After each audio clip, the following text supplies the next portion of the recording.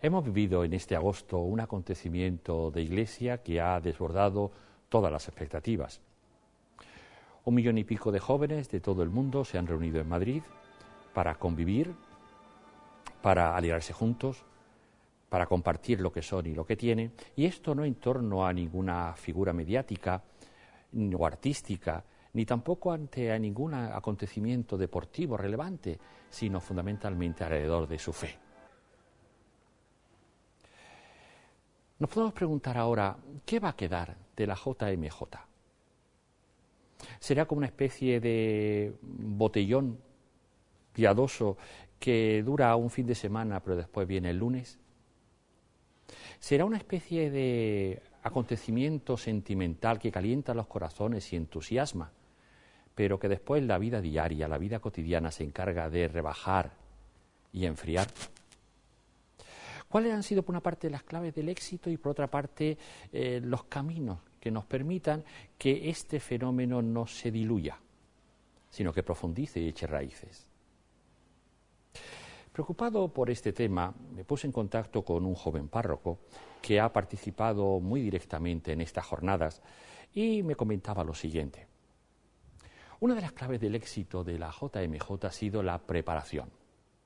Durante largos meses, incluso años, las parroquias, las congregaciones, los movimientos religiosos han ido preparando, junto con los jóvenes, esta tarea. De tal manera que los jóvenes, en primer lugar, se han sentido concernidos personalmente, era algo suyo y para ellos, y además responsabilizados desde la preparación más material, los bocadillos que había que dar, hasta la más espiritual.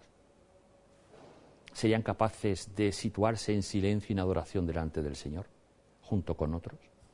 ¿Serían capaces de comunicarse lo más íntimo de la persona, incluso eso que da pudor, que es la propia fe?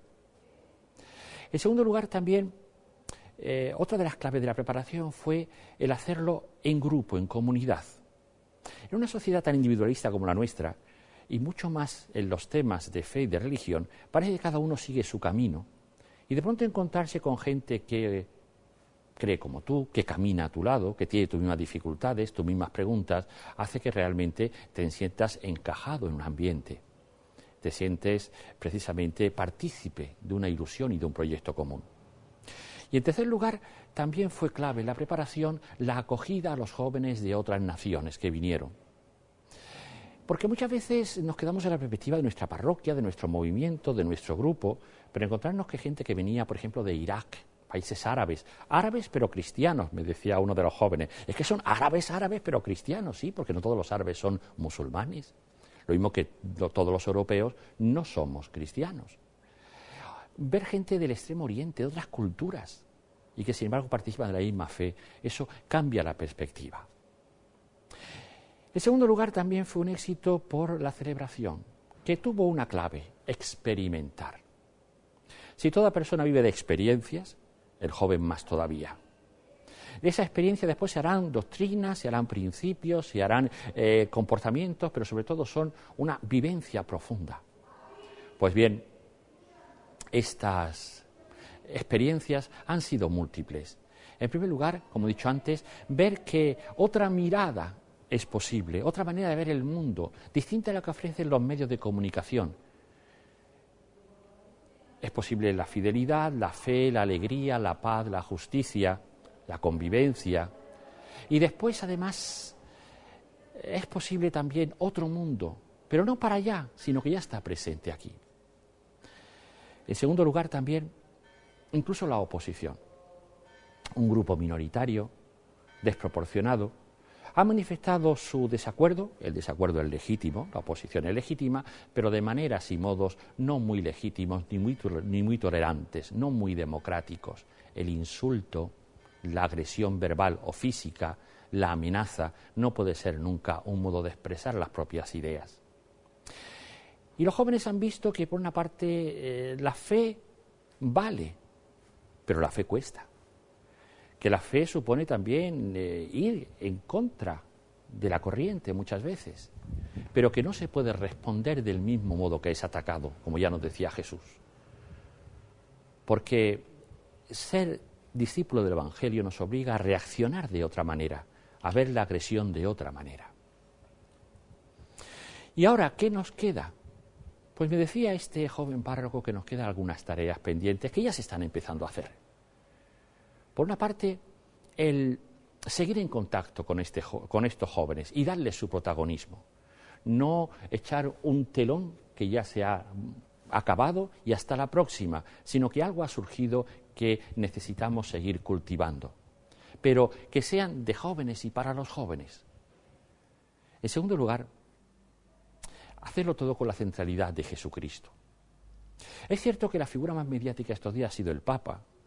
Se han visto los obispos, se han visto religiosos, se han visto mucha gente, pero la centralidad fundamental es Jesucristo, que es la centralidad de nuestra fe. Lo decía el mismo Benedicto XVI. Queridos jóvenes, no os conforméis con menos de la verdad y del amor. No os conforméis con menos que Cristo. Que nadie ni nada os quite la paz. No os avergoncéis del Señor. En segundo lugar, también es importante desarrollar el sentido de comunidad.